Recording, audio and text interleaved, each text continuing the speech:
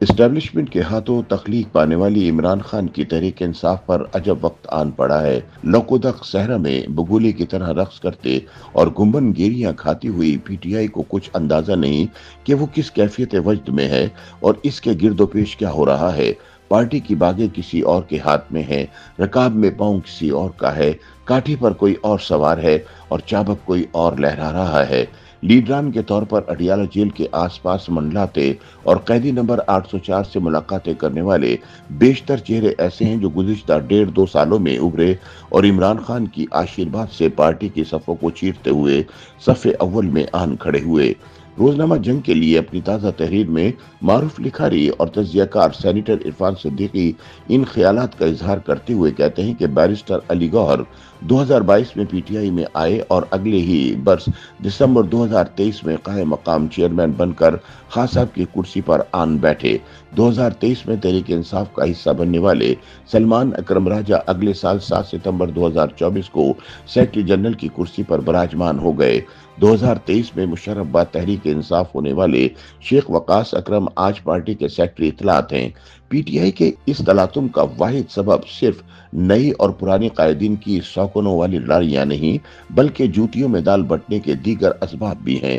در و دیوار ہلا دینے والے بھونچال کا مرکز اڈیالہ جیل میں ہے۔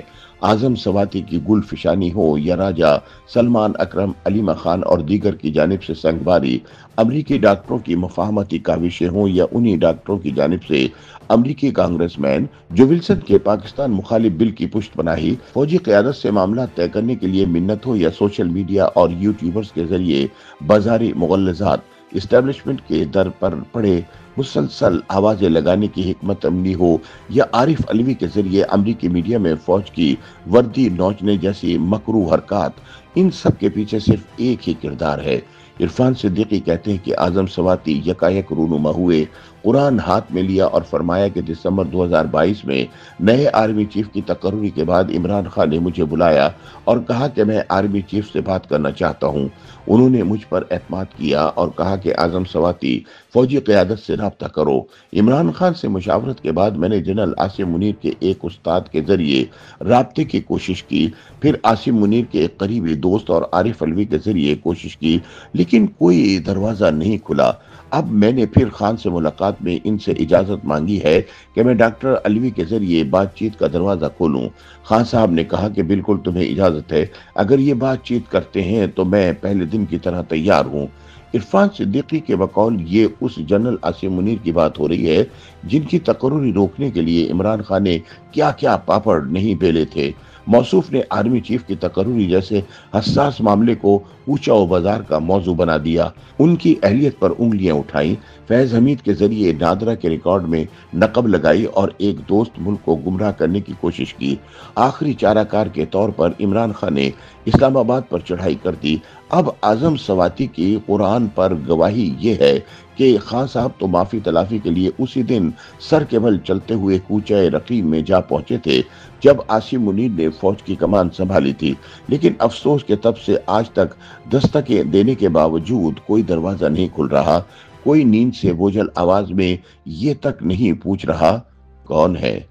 عرفان صدیقی یاد دلاتے ہیں کہ عمران خان نے اپریل 2022 کے بعد جنرل باجوہ کو امریکی ایجنٹ، سازشی، رجیم چینج کا مرکزی کردار، جانور، میر جعفر، میر صادق اور نہ جانے کیا کیا کچھ کہا، لیکن صرف 4 ماہ بعد عمران خان دست بدستہ جنرل باجوہ کی خدمت میں حاضر ہو گئے اور کہا سنا معاف کرنے کی عرض گزاشت پیش کی۔ پھر موصوف نے اسی سازشی جانور کو اقتدار واپس ملنے کی عوض بطور آرمی چیف تاحیات توسیع کی پیشکش کر دی، لیکن سوکھے دھان پر پانی کی ایک بوند بھی نہ پڑی۔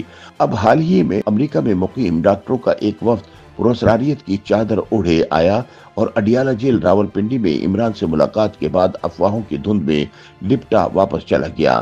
بتایا جاتا ہے کہ ان کی یہ کاوش بھی بے ثمر رہی۔ ان ڈاکٹرز کا تعلق امریکہ میں قائم کی جانے والی تنظیم پاکستان فرسٹ گلوبل سے ہے، جسے وہاں پی ٹی آئی کا ترجمان اور فولادی مورچہ خیال کیا جاتا ہے۔ جو ولسن بھی اس تنظیم کے ممبر ہیں، جنہوں نے پاکستان اور اس کی فوجی قیادت پر پابندیاں لگانے کا بل حال ہی میں امریکی کانگریس میں پیش کیا تھا۔ یہ بل کہتا ہے کہ اس قانون کے نفاذ کی تاریخ سے 180 دن کے اندر اندر امریکی وزیر خارجہ، امریکی وزیر خزانہ سے مل کر पाकिस्तान के chief of army staff general Asim Munir पर इंसानी हुकूक के एहतसाबी एक्ट के तहत पाबंदियां आयद कर देंगे। सेनेटर इरफान सदीकी कहते हैं, यूथी डॉक्टर्स एक तरफ इस तरह का मुतफ़्फ़न कानून अमरीकी कांग्रेस में लाने की कोशिश में मसरूफ है और दूसरी तरफ पाकिस्तान आकर इमरान खान पर इनायात के लिए मिन्नत समाजत कर रहे हैं।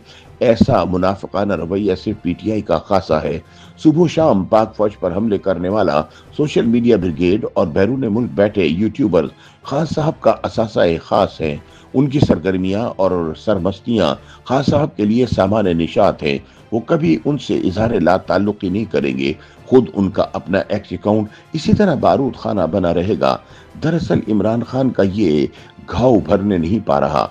अप्रैल 2022 में जब कौमी असम्बली ने उनके खिलाफ अदम एतमाद का डोल डाला तो फौज उनके साथ खड़ी नहीं हुई। जख्म भरने पे आता भी है तो वो शिद्दत जज्बात से उसे खुरच डालते हैं।